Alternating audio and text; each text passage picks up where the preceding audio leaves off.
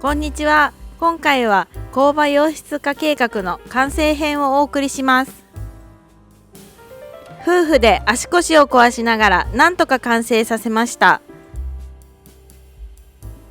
アラフォーになると痛めたところが慢性痛になりますよね。まずは家に余っていたダウンライトを取り付けていきます。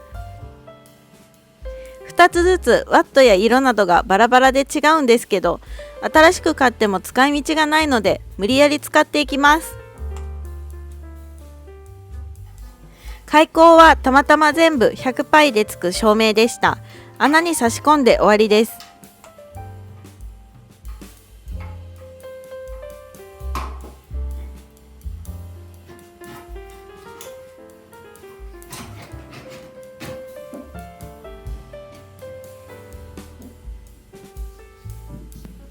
次に昔流行っていて母屋で DIY していた壁掛けのプランターボックスを取り付けていきます。カフェとかでよく見ましたよね。十数年前に作りました。確か板は 15mm 厚の集成材を使ってワトコオイルのエボニー色で塗装しています。下地がない場所はボードアンカーを併用して木ネジで固定していきます。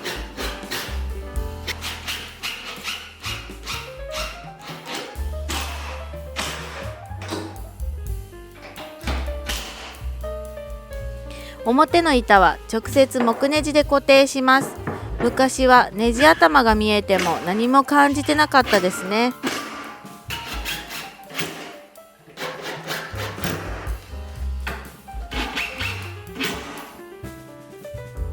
観葉植物は水やりが大変なので人工のもので雰囲気だけ味わいます。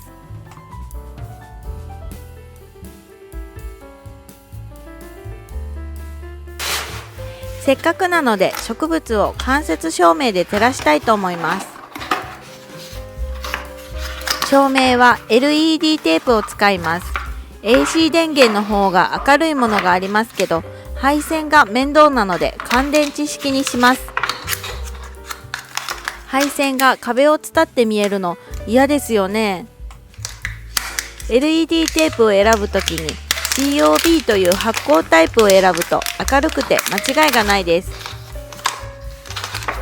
使用した機器類もなるべく概要欄やコメント欄に記載しておきますので、気になった方は参考にしてください。テープを貼る位置は植物を照らしながらも壁を照らして間接照明としたいので、表の板の裏の一番上をはわすように貼ります。よし、点灯チェックです。電池ボックスはここへ放り込んで、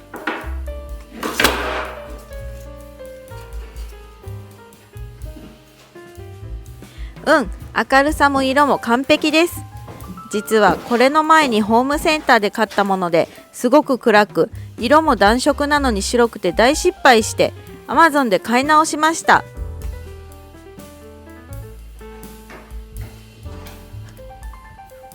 次はこの壁にちょっとした棚をつけていきます。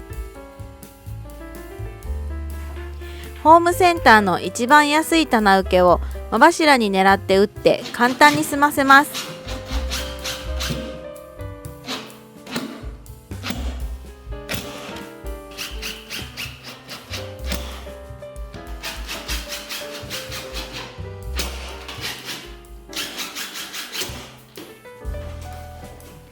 板は床辺で使ったものの余りです。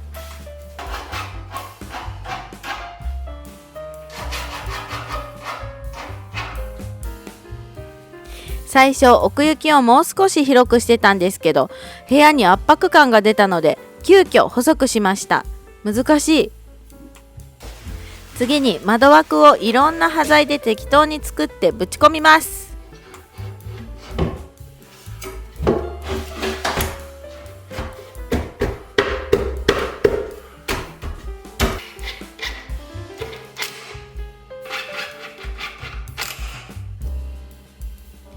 いろんな端材を使ったのがなぜかいい感じになった気がします。何か小物を飾るのが楽しみ。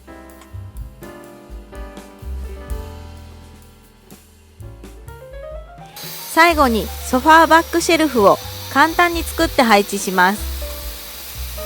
2x8 がそこそこの数転がっているので状態はあんまり良くないですけど、これで作っていきます。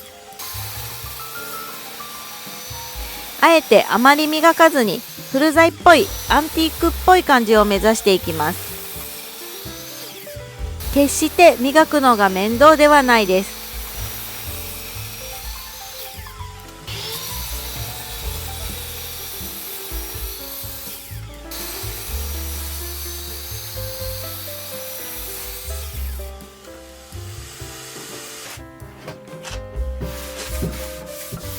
塗料は今回内装で統一しているワトコオイルのエボニー色で塗っていきます。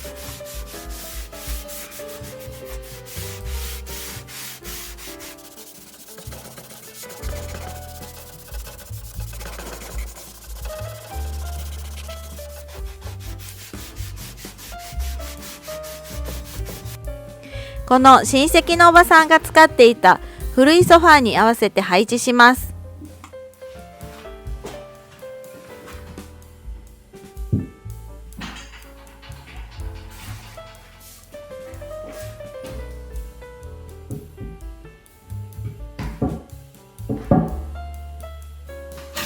接続部分はタル線でネジ頭を隠す方法を取ります。8mm の竹用の切りで穴を開けてネジを打った後 8mm のタル線をします。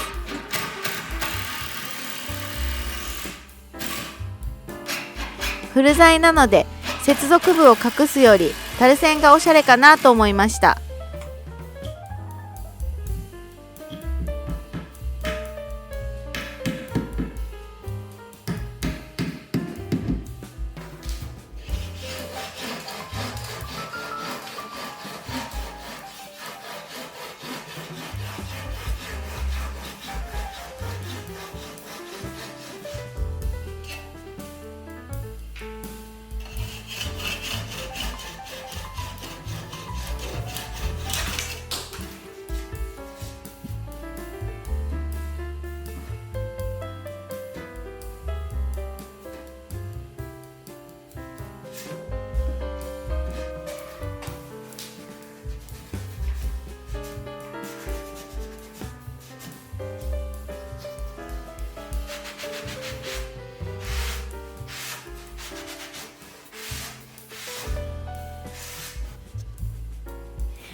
いい感じ。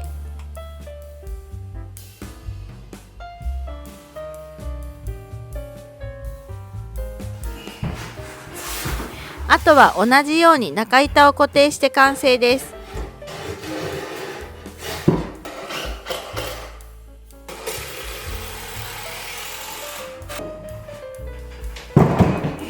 さっきの観葉植物のところで最初に買って失敗した LED テープをもったいないのでここで中板を照らすように設置しておきます。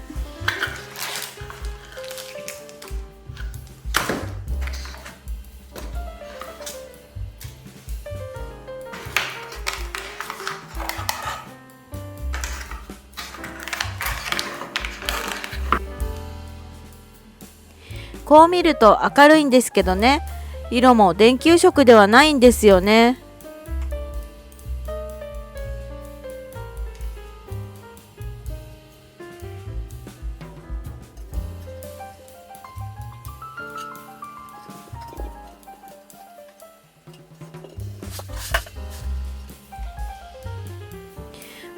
中白色に見える。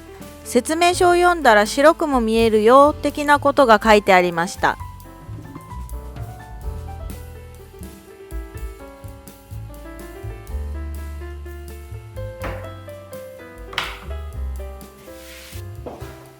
この端材テーブルは後日別動画をアップします。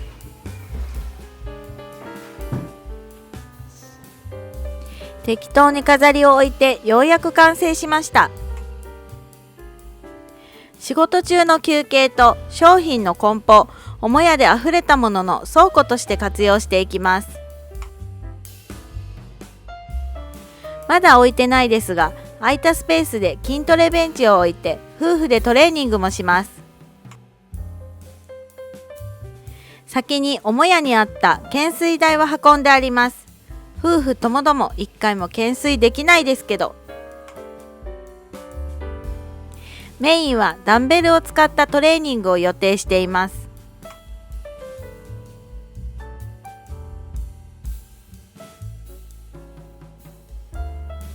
ソファーバックシェルフは磨きすぎて古材感が損なわれましたね。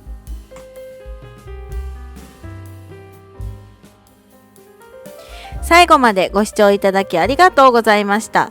次回のテーブル作りの後もいろいろな DIY を予定していますので、お待ちいただけたら幸いです。